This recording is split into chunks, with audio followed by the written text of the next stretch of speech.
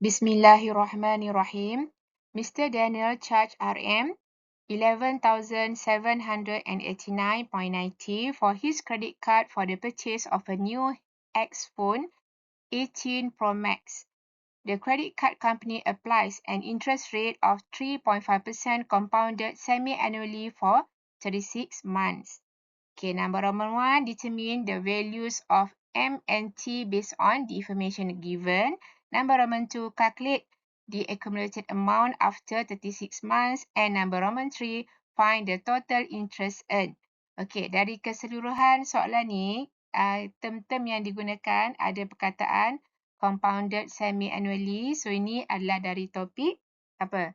Topik compound interest.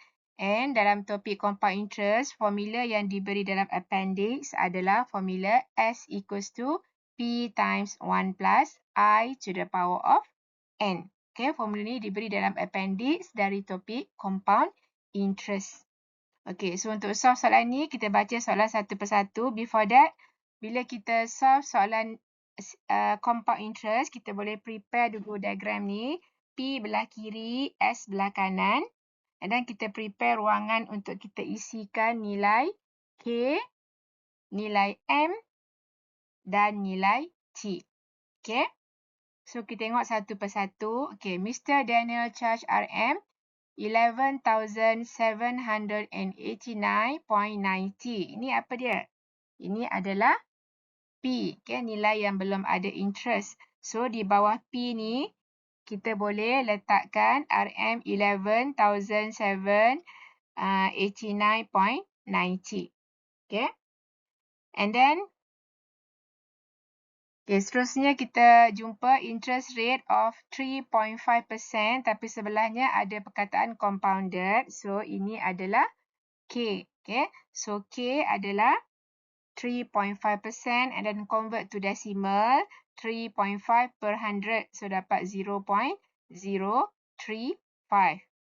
And then compounded semi-annually. Okay, dari semi-annually ni, kita boleh tulis M equals to 2. Okay, and then dari 36 month ni, kita boleh dapat T. Okay. Okay, so M equals to 2 and then 36 month. Kalau kita, ini adalah T ya. Dan T wajib dalam years. So, kalau kita convert kepada years, 36 month ni divided by 12. So, kita akan dapat T equals to 3 years. Okay. So, dah dapat nilai KMT, mudahlah untuk kita solve soalan seterusnya. Okay.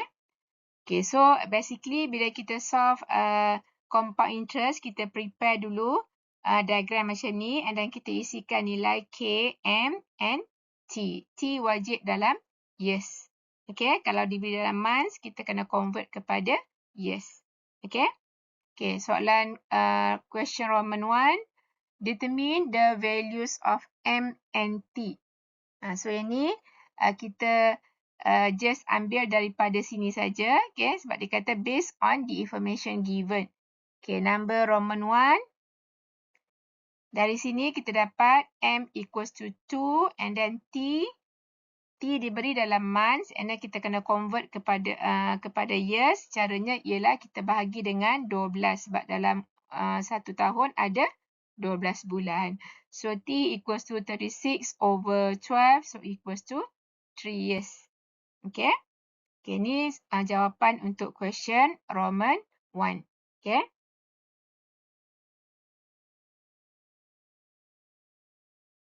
Okay, next.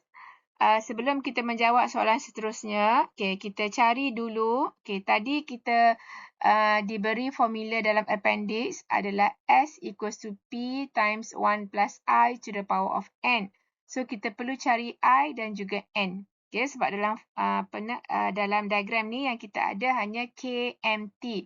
So, kita kena cari sendiri I dengan N. So, macam mana dapat I formulanya adalah K over M.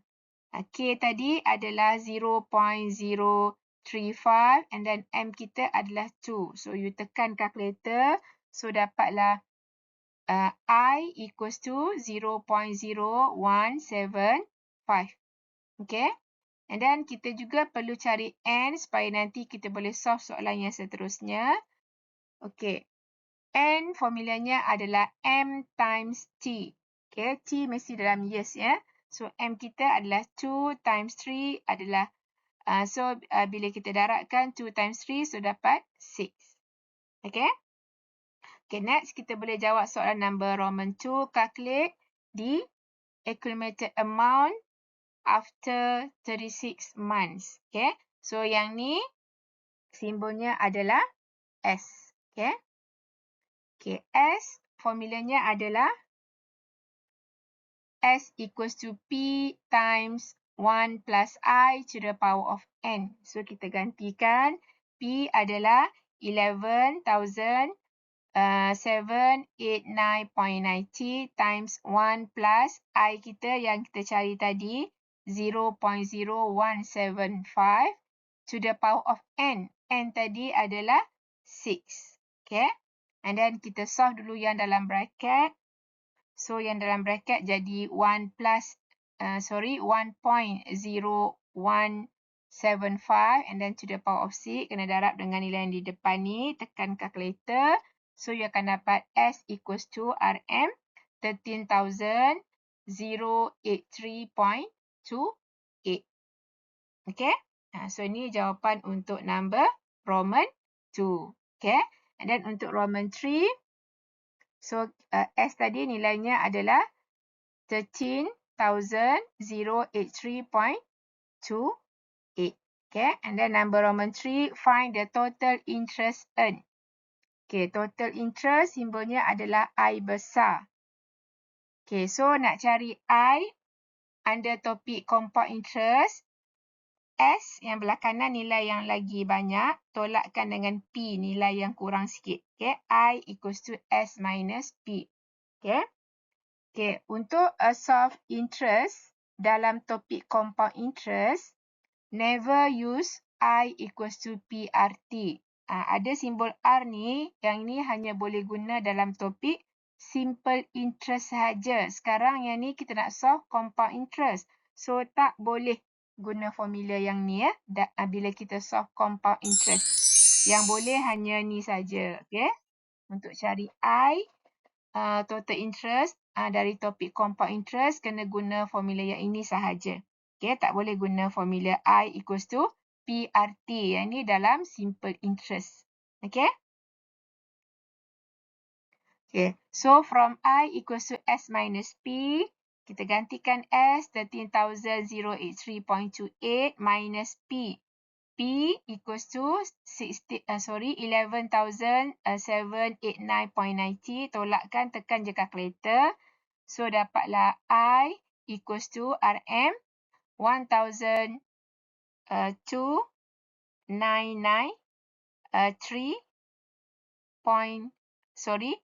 RM 12993.38. Okay? Dapat? So, inilah jawapan akhir.